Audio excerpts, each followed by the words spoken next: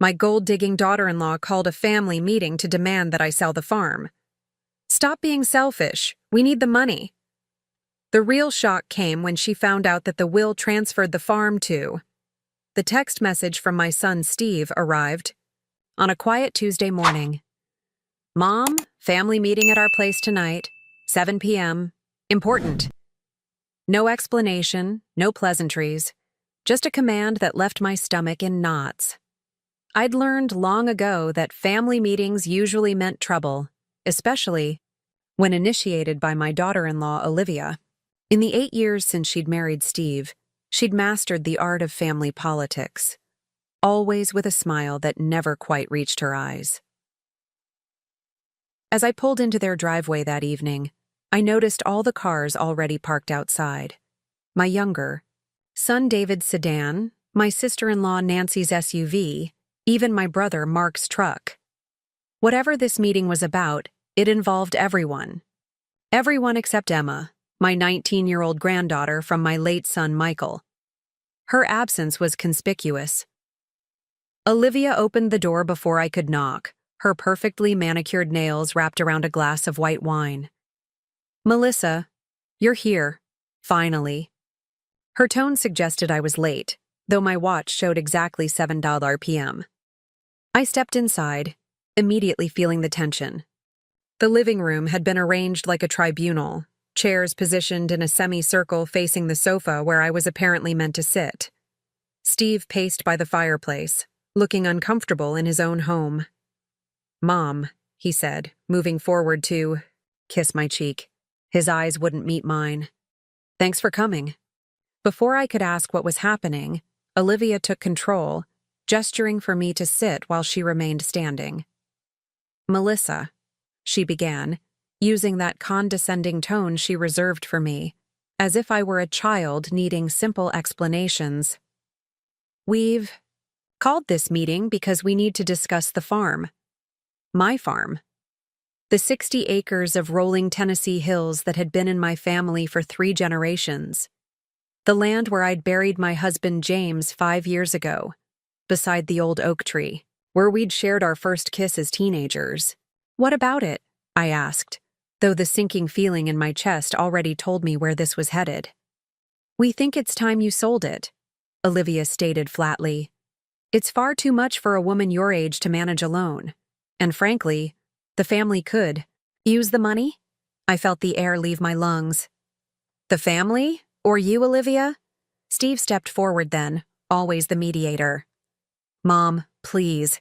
We're concerned about you. You're 63, living alone on that big property. That I've managed just fine. For the past 5 years since your father died, I cut in, and for the 40 years before that while we built it together. Olivia's smile tightened. This isn't about your capabilities, Melissa. It's about being practical.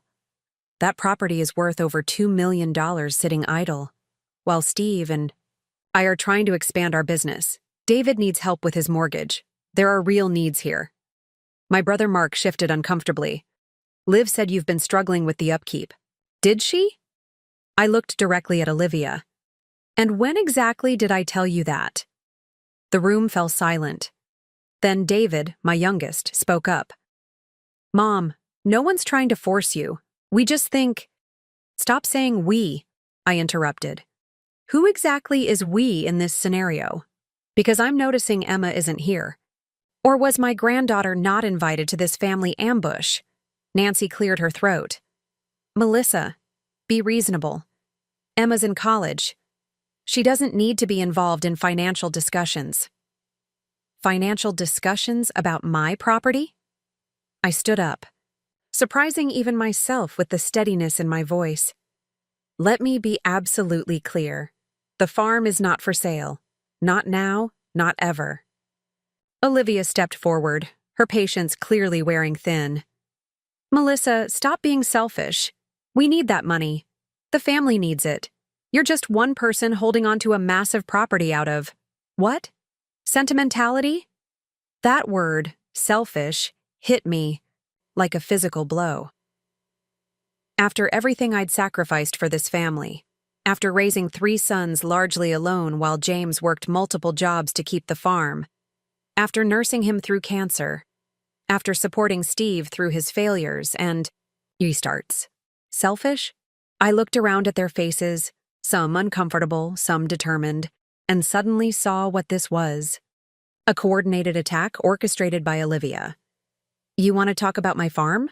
I said finally, my voice deadly calm. "Fine. Let's talk about it.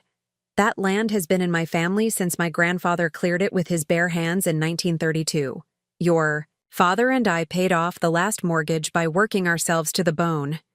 And yes, I've already made arrangements for what happens to it when I'm gone." Olivia leaned forward, suddenly interested. "What arrangements?" I reached for my purse, pulling out the folded paper I'd brought just in case. Something told me I might need it tonight. "My will is already finalized. The farm transfers directly to Emma upon my death." The silence that followed was deafening. Steve's face drained of color. Olivia's mouth opened and closed like a fish gasping for water. "Emma?" she finally managed. "Michael's daughter. But what about Steve? What about your living children?" I stood up, suddenly feeling stronger than I had in years. "I suggest you all go home and think very carefully about what just happened here tonight. And Olivia, the next time you want to call a family meeting about my property, you might want to invite the actual heir." As I walked out the door, I heard the explosion of voices behind me. But for the first time in years, I didn't turn back. I didn't try to smooth things over. I just kept walking, straight and tall, back to my car and the road that would take me home, to the land that belonged to my past, my present, and now secured for my future. The farmhouse stood silent as I arrived home that night, just as it had for the past 60 years. The porch light cast a warm glow across the weathered boards James had replaced himself the summer before he got sick. I sat in my car for a long moment, hands still gripping the steering wheel, letting the tears come that I'd refused to shed in front of Olivia. Selfish. The word echoed in my mind like a poisoned arrow. Inside, I kicked off my shoes and made a beeline for James's old desk in the study. The mahogany surface was still meticulously organized. Bills in one corner, farm records in the center drawer, and in the bottom locked drawer, our most important documents. I pulled out the key I kept on a chain around my neck and retrieved the worn leather portfolio James had given me on our 30th anniversary. Inside were the papers documenting our struggle and triumph with this land. The original deed my grandfather had received, the mortgage papers with decades of payment records, the receipts from when we'd scraped together enough to buy the adjoining 20 acres when I was pregnant with Michael. I ran my fingers over James's handwriting on the margin of one document. "Paid in full, May 12, 1998. We did it, Mel. This land is ours forever." Forever. That had been our promise. The telephone's shrill ring broke my reverie. I glanced at the caller ID, Steve. I let it go to voicemail, then David, then Steve again. I wasn't ready to hear their explanations or, worse, their continued arguments. When the phone rang a fourth time, I finally answered, expecting another family member. "Melissa, it's Emma. Are you okay? My sweet Emma, Michael's daughter. The spitting image of her father with the same gentle spirit that seemed to skip generations, missing Steve entirely. I'm fine, sweetheart. Just a long day." Uncle Steve called. "Me," she said, her voice cautious. He was acting weird, asking if you'd talked to me about the farm recently. So it had begun already. The campaign to undo my decision. "Did he mention the family meeting tonight?" "No," she said slowly. "What happened?" I sighed, suddenly feeling every one of my 63 years. "Nothing you need to worry about right now. How are your classes?" She let me change the subject, chatting about her biology major and her part-time job at the campus garden center. Emma had always loved growing things, just like her grandfather, just like me. After we hung up, I sat on the porch, watching the stars appear over the fields where James and I had once walked hand in hand, planning our future. The same fields where Michael had learned to run, where Steve had built forts, where David had caught his first fish in the pond. The memory of Steve as a little boy, proudly holding up that tiny sunfish, collided with the image of him tonight, standing beside Olivia as she demanded I sell my home. How had we come to this? My phone buzzed with a text message. "Mom, we need to talk." "Olivia didn't mean to upset you. She's just trying to help the family." I didn't respond. Sleep eluded me that night. At dawn, I did what I always did when troubled. I put on my work boots and headed out to check the fences. Physical labor had always cleared my mind.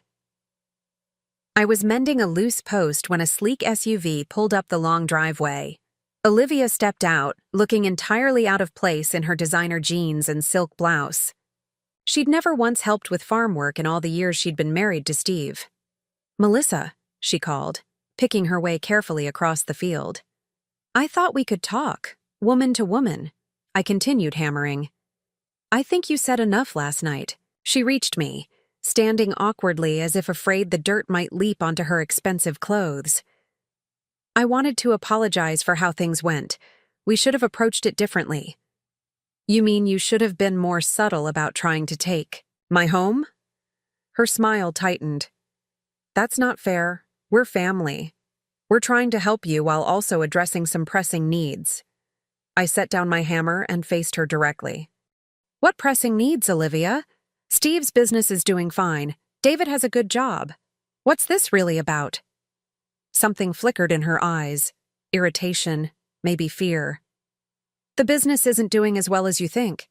We've had to take out loans, and there's an opportunity to expand, but we need capital. So get a business loan.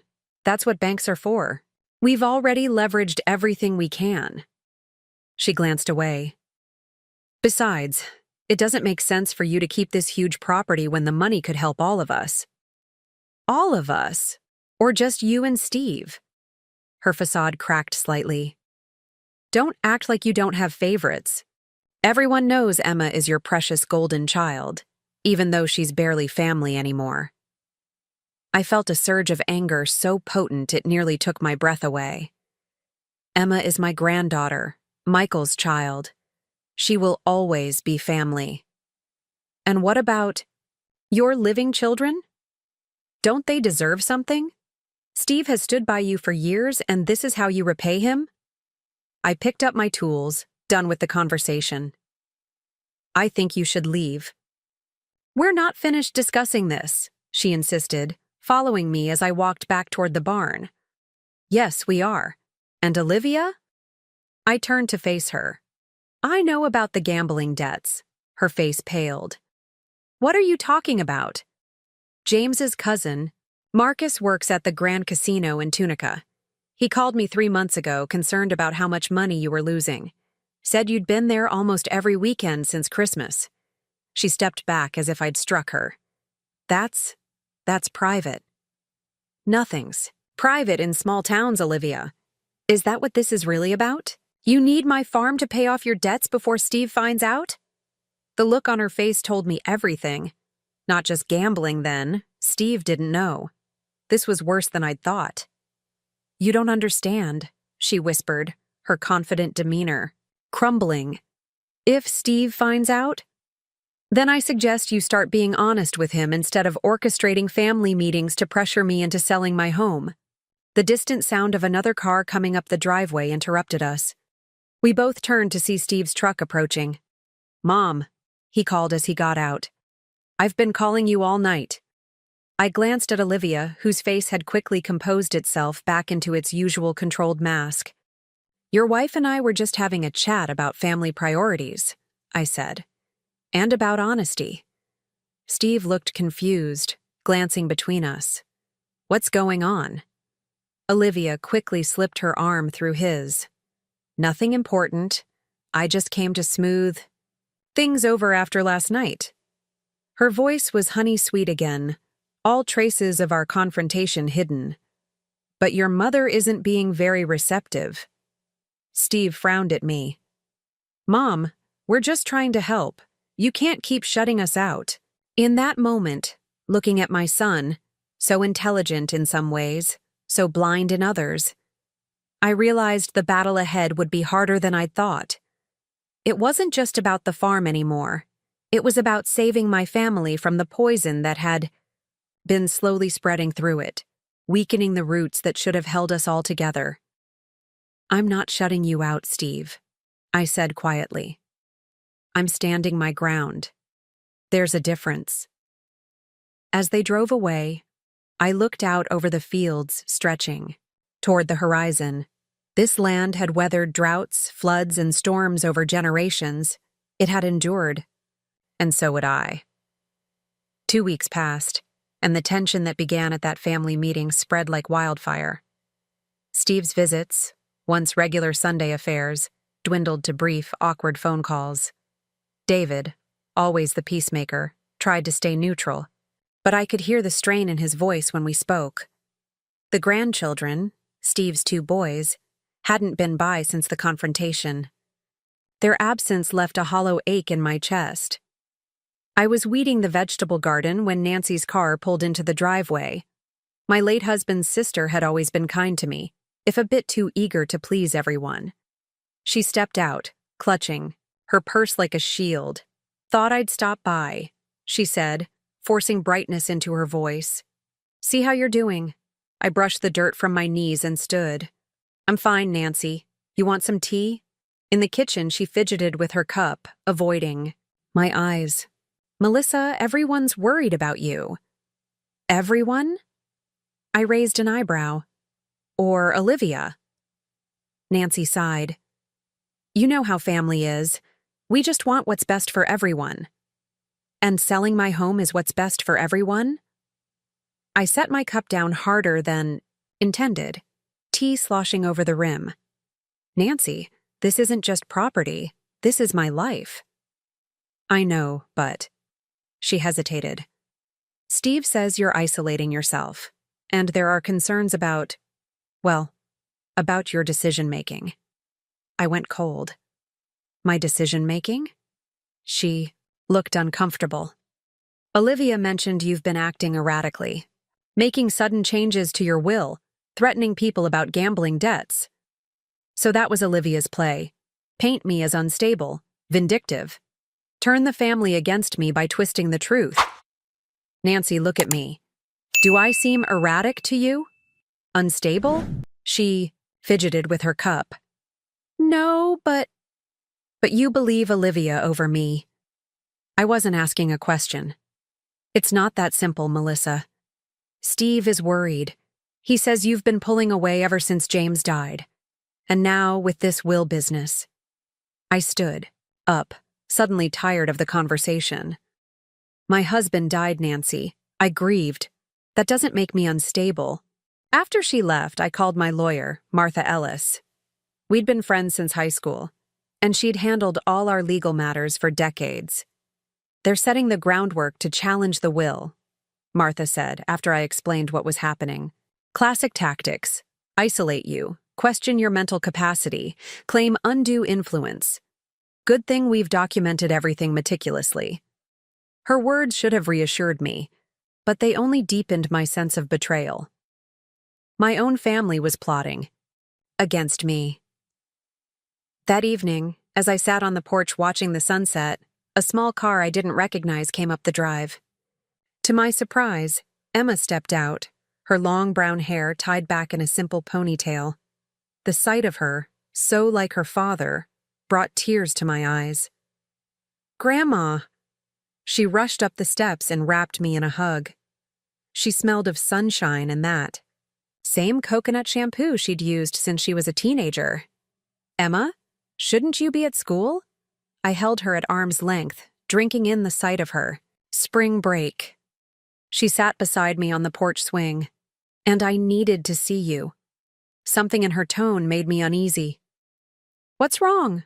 She bit her lip, a habit she'd had since childhood when troubled. Uncle Steve called me. He said you're not doing well, that you're making strange decisions about the farm. My heart sank. So they'd gone to Emma, too. Did he mention what decisions? She nodded slowly. He said you're giving the farm to me instead of him and Uncle David? Is that true?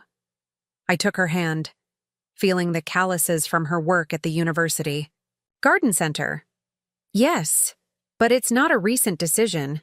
I made those arrangements after your father died. She looked troubled. But why me?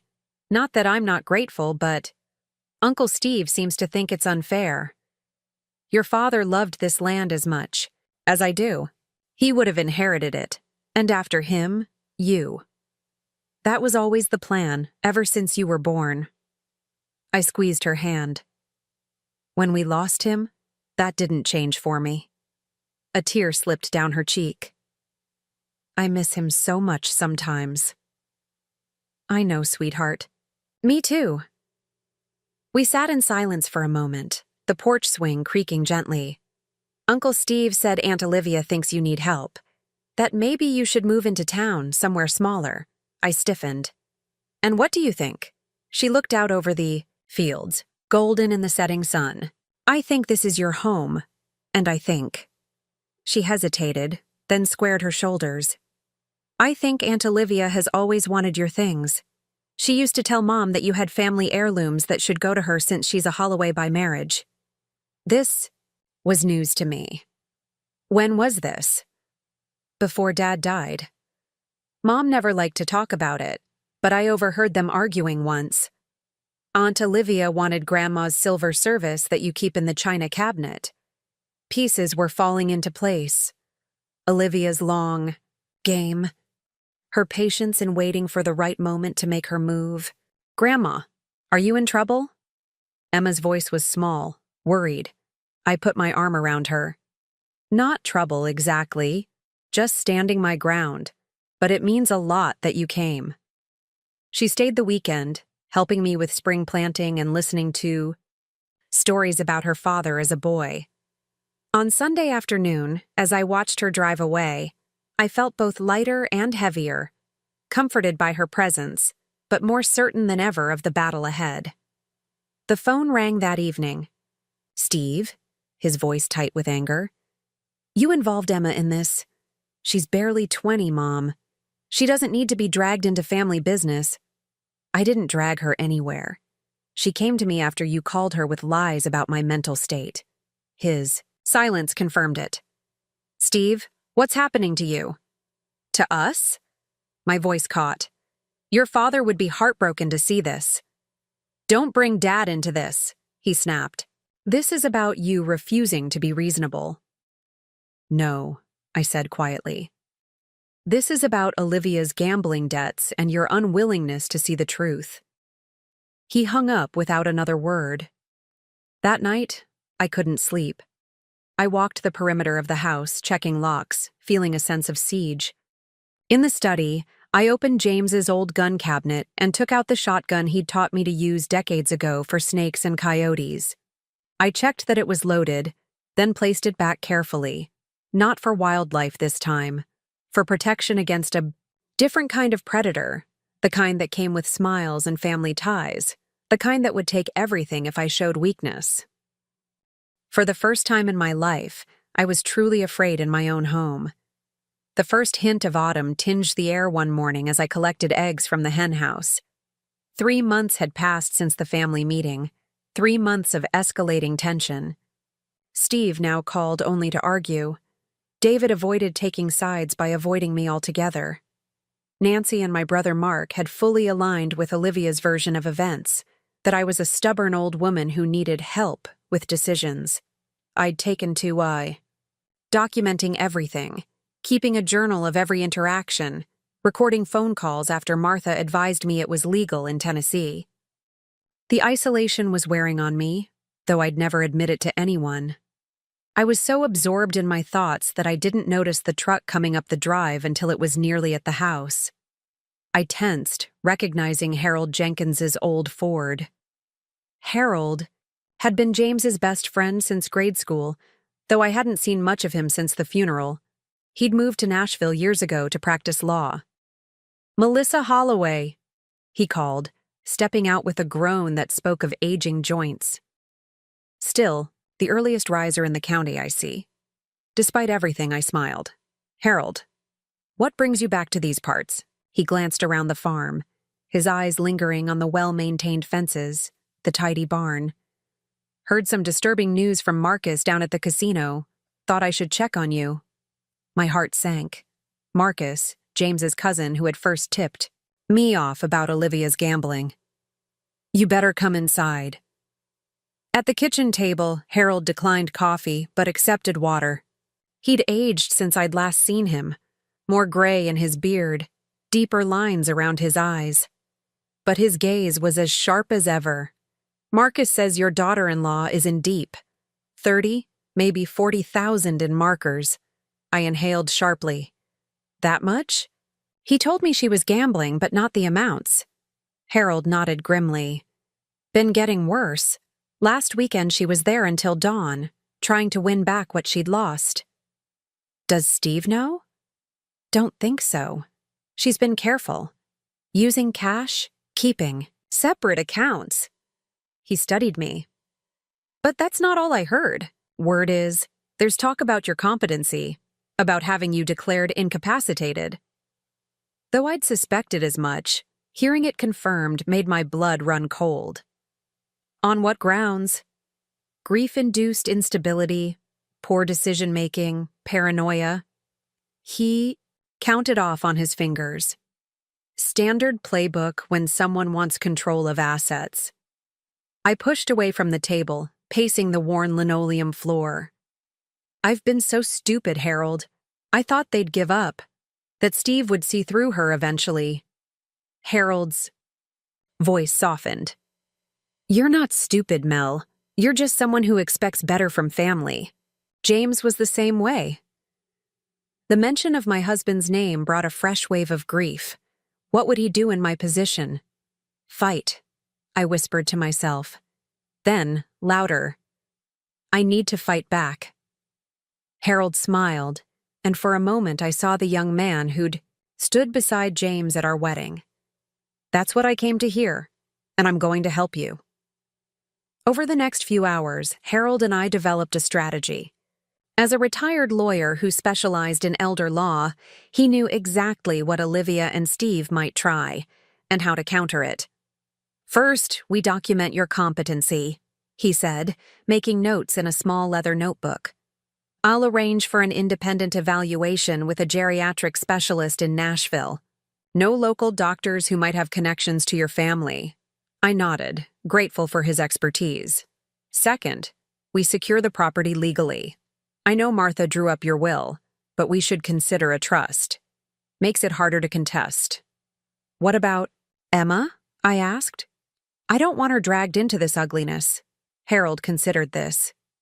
She's the rightful heir, Mel. At some point she'll need to be involved. But we can protect her.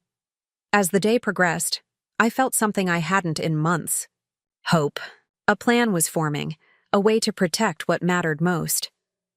Harold stayed for dinner, and we reminisced about James, about the good years when our children were young and life seemed simpler. As dusk fell, he reluctantly prepared to leave. I've got a hotel in town, he said, declining my offer of the guest room. I'll be around for a few days, making arrangements. But Mel... His expression grew serious. Be careful. People get desperate when money's involved. After he left, I sat on the porch in the gathering darkness, feeling both strengthened and wary. Having an ally lifted my spirits, but Harold's warnings had also frightened me. The next morning, I drove into town for supplies, something I hadn't done in weeks, preferring to avoid the gossip that inevitably swirled in small communities. But Harold's visit had emboldened me. At the hardware store, I felt the stares, heard the whispers. Old Mrs. Holloway, losing her mind. Poor Steve, having to deal with his difficult mother. I held my head high, ignoring them. As I loaded bags into my truck, a voice called my name.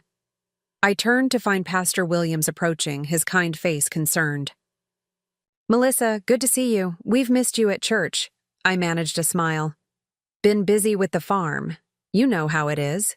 He nodded, though we both knew my absence had more to do with avoiding Olivia, who'd suddenly become very involved in church activities.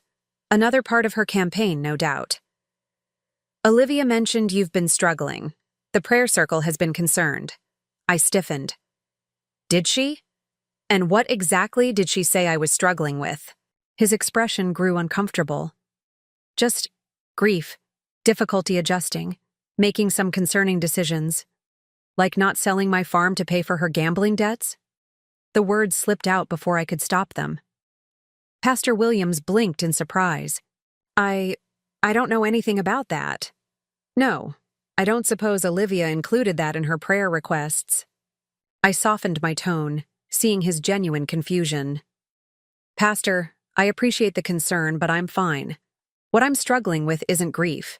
It's family members who want what isn't theirs to take. Back at the farm, I found a car in the driveway, an unfamiliar silver sedan with rental plates. For a moment, fear gripped me. Then the driver's door opened, and Emma stepped out. Surprise, she called, waving. I got a few days off from my research project. I hugged her tightly, relief washing over me. What a wonderful surprise. Inside, as we unpacked groceries, Emma's expression grew serious. Grandma, Uncle Steve called me again. He said you've been meeting with lawyers, that you're acting paranoid. I set down a can of beans with deliberate care. Did he mention why? I might need a lawyer? She shook her head. Emma, what did your dad tell you about family? About trust? Her eyes softened at the mention of Michael. He said trust has to be earned, not demanded. And that actions speak louder than words. I smiled, hearing James's wisdom echoed through our son, now passed to our granddaughter. Your Uncle Steve and Aunt Olivia want the farm. They're trying to have me declared incompetent to get it. Emma's eyes widened in shock. They can't do that. They can try. But I'm fighting back, sweetheart, and I could use your help. As we sat at the kitchen table, the same one where James and I had shared thousands of meals, I told Emma everything about Olivia's gambling, about the family's efforts to isolate me, about Harold's plan to protect the farm and my independence. When I finished, Emma's face was pale but resolute. What do you need me to do? In that moment, looking at her determined expression, I saw 3 generations of Holloways. My father-in-law, who had expanded the farm, James, who had modernized it, Michael, who had loved every acre of it, and now, Emma, who would inherit not just the land but the responsibility to protect it. Stand with me, I said simply. That's all I need. She reached across the table and took my hand, her grip strong and sure. Always, Grandma. Always. The appointment notice arrived on a Tuesday. Stark black letters on official letterhead. Competency Evaluation, Dr. Elaine Gregory. The date was set for the following Monday at 10 a.m. Not at the hospital or a doctor's office, but at my home. I stared at the paper, hands trembling. Harold had warned me this might happen, but seeing it in print made my heart race. They didn't waste any time, I muttered to myself. I immediately called Harold, who answered on the second ring. They've scheduled a competency evaluation, I said without preamble. Next Monday, he exhaled sharply. Faster than I expected. Did you recognize the doctor's name? No, but the evaluation is happening here, at the farm. That's unusual, Haroldy said, his voice tight with concern. Typically, these are done in clinical settings. Let me make some calls. That afternoon, Harold arrived with Martha, my longtime lawyer. Their expressions told me everything I needed to know. Dr. Gregory is a gerontologist who's testified in dozens of competency cases, Martha said, spreading papers across my kitchen table. She works closely with a particular law firm that specializes in estate transfers. Let me guess, I said bitterly. The same firm Steve and Olivia hired. Harold nodded grimly. The same. This isn't a fair evaluation, Melissa. It's a setup. What can we do? Martha squeezed my hand. We've already done it. I filed a motion this morning contesting the evaluation on grounds of conflict of interest. We're demanding an independent evaluator approved by both parties. And until then? Until then, Harold said, we document everything. I've hired a private investigator to look deeper into Olivia's gambling, and I've arranged for our own doctor, a respected neuropsychologist from Vanderbilt, to conduct an evaluation before Monday. I nodded, grateful for their foresight. What about Emma? I don't want her caught in the crossfire. Emma's an adult.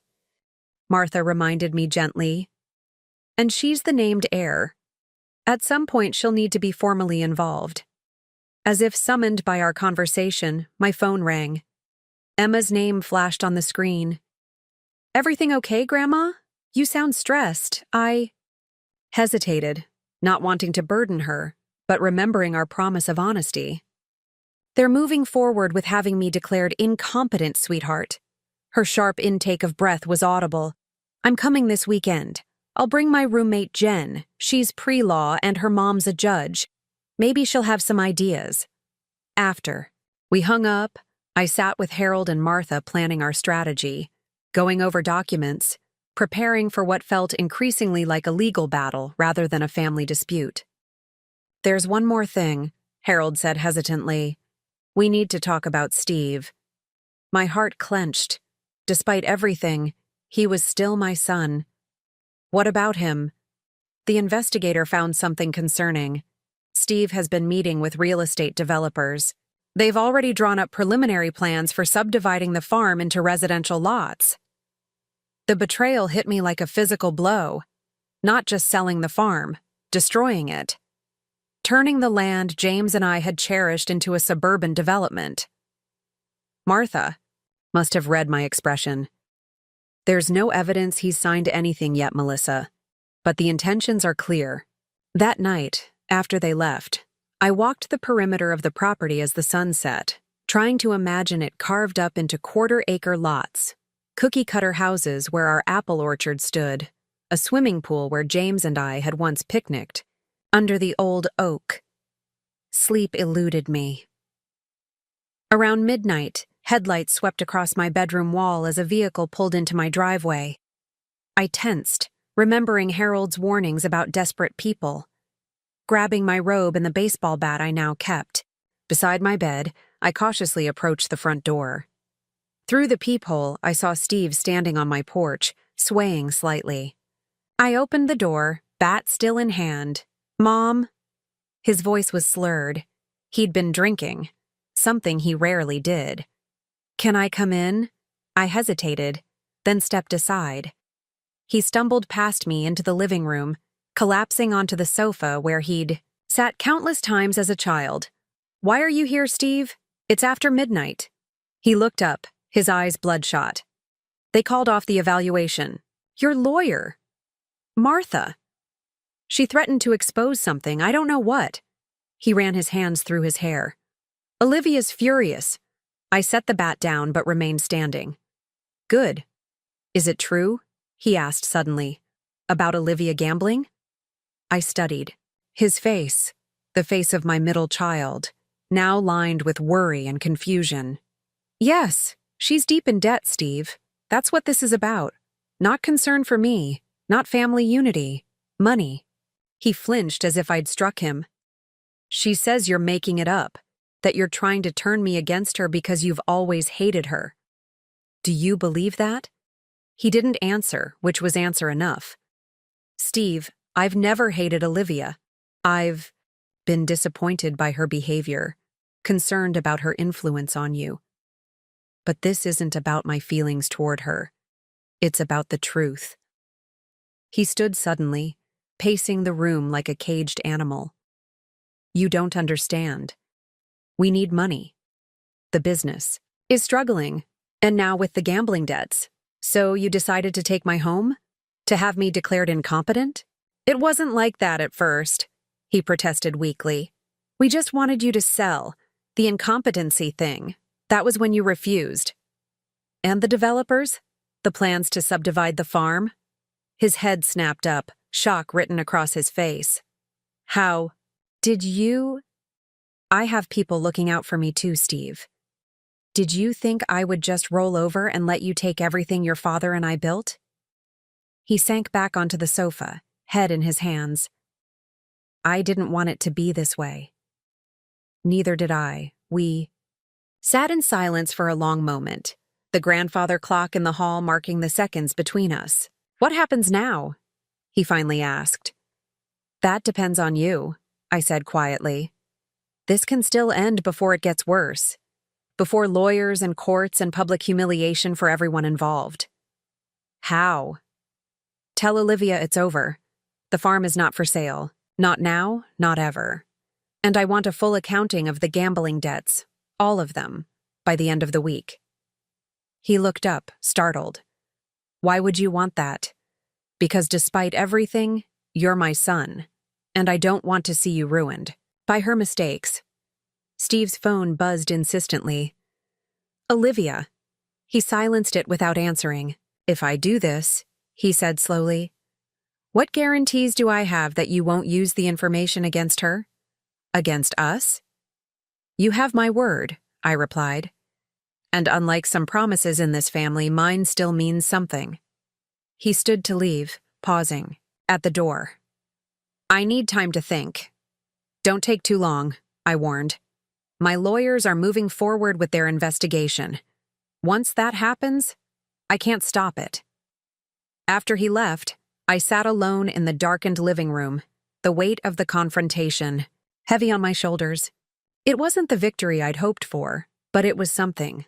A crack in their united front, a moment of doubt in Steve's unwavering loyalty to Olivia.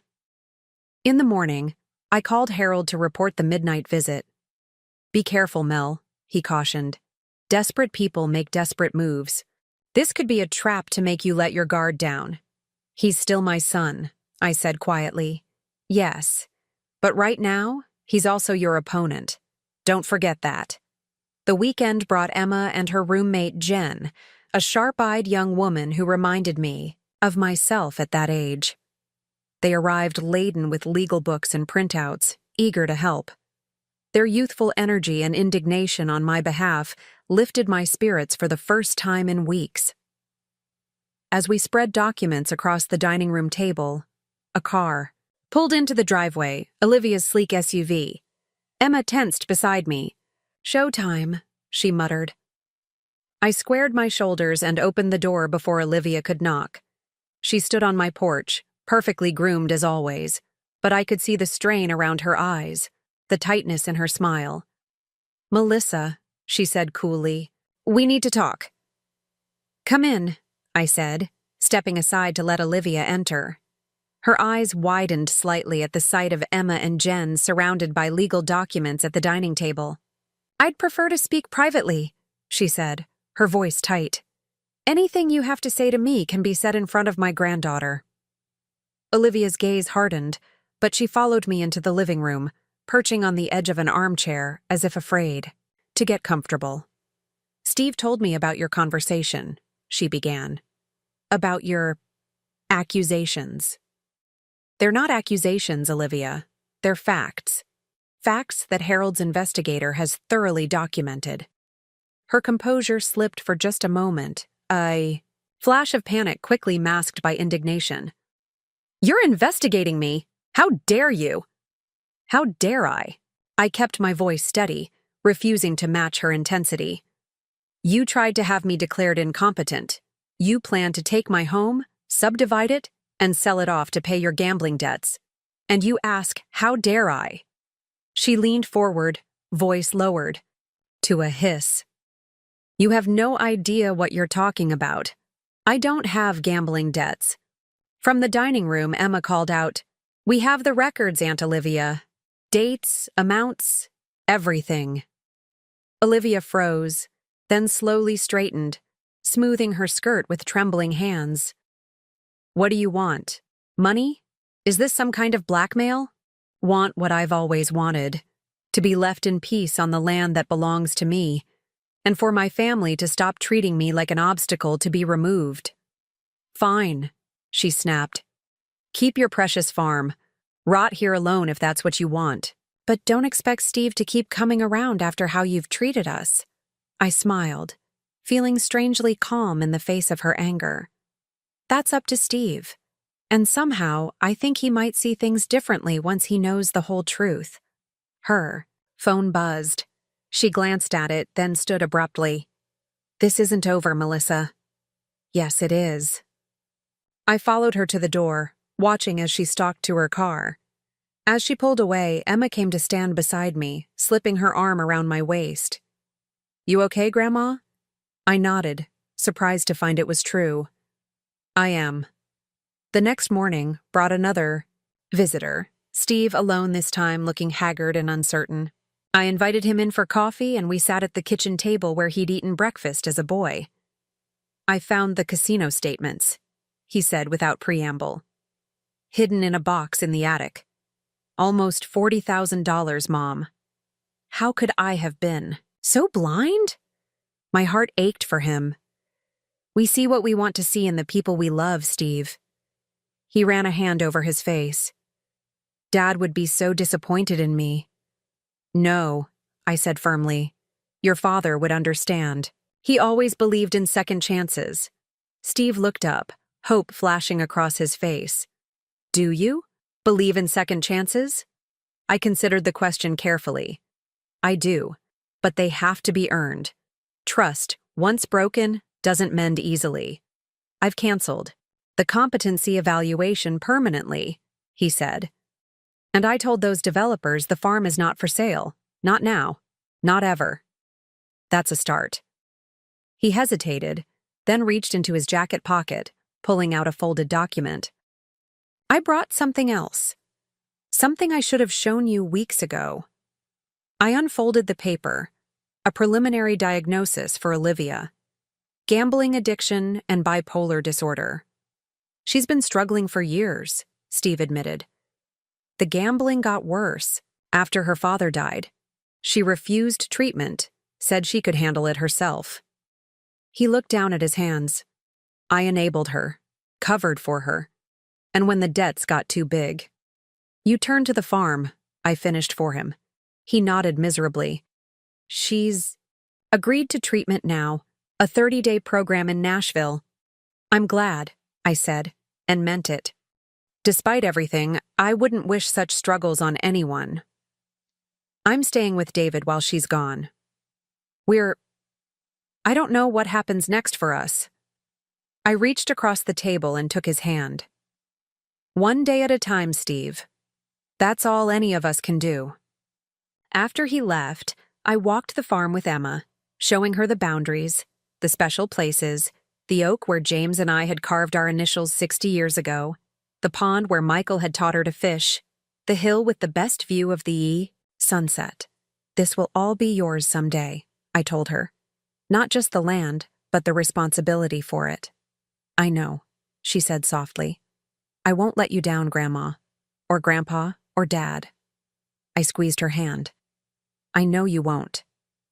The months that followed brought healing, though not without setbacks. Olivia completed her treatment program and began attending Gamblers Anonymous meetings. Steve and I rebuilt our relationship slowly, carefully, with clear boundaries.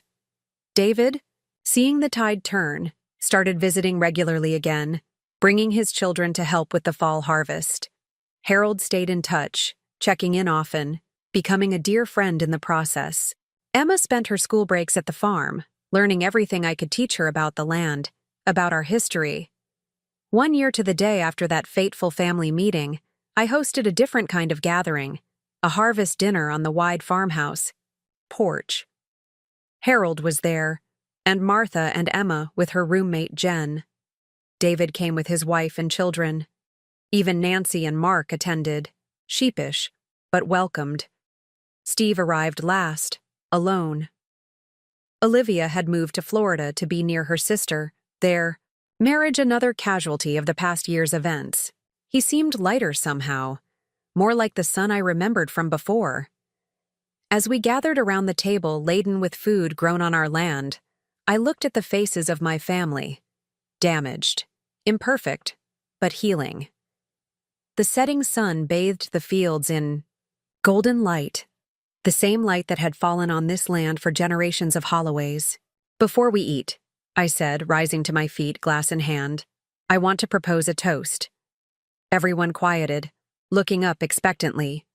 "To this land," I began, "which has sustained our family through good times and bad. To those who are gone, but never forgotten." My voice caught as I thought of James, of Michael, whose legacy lives on in every acre, and to the future, which is bright as long as we remember what truly matters. "To the land," they echoed, raising their glasses. Later, as stars appeared in the darkening sky, Emma found me sitting alone on the porch swing. "You did it, Grandma," she said, settling beside me. "You saved the farm." I smiled, thinking of all that had transpired. We saved it, together, and more importantly, we saved our family, or at least began to. Do you ever think about what would have happened if you'd given in? If you'd sold it? I looked out over the dark shapes of the fields, the trees silhouetted against the night sky. Sometimes, but then I remember what your grandfather always said. This land isn't just soil and trees and crops. It's our past and our future all in one place. She leaned her head on my shoulder, just as she had as a little girl. "I'm going to take care of it, Grandma. I promise." "I know you will, sweetheart. I've never doubted that." The next morning, I woke before dawn, as I had most days of my life. I pulled on my boots and jacket and walked out to the highest point on our property, where James and I had often come to watch the sunrise. The eastern sky lightened slowly, stars fading as bands of pink and gold stretched across the horizon. I thought of the battles fought and won over this piece of earth, of the family torn apart and slowly mending, of the future generations who would walk these fields long after I was gone. This land had seen it all: birth and death, joy and heartbreak, betrayal and redemption. It had witnessed the best and worst of the Holloway family, and still it endured, as steady and faithful as the sunrise. As the first rays broke over the distant hills, I felt James's presence beside me, as real and comforting, as if he stood there in flesh and blood. I could almost hear his voice in the morning breeze. "We did it, Mel. We kept our promise. This land is ours forever." "Forever," I whispered back, as the new day dawned bright and full of possibility over the land of my ancestors. And for the first time in a very long time, I felt completely at peace.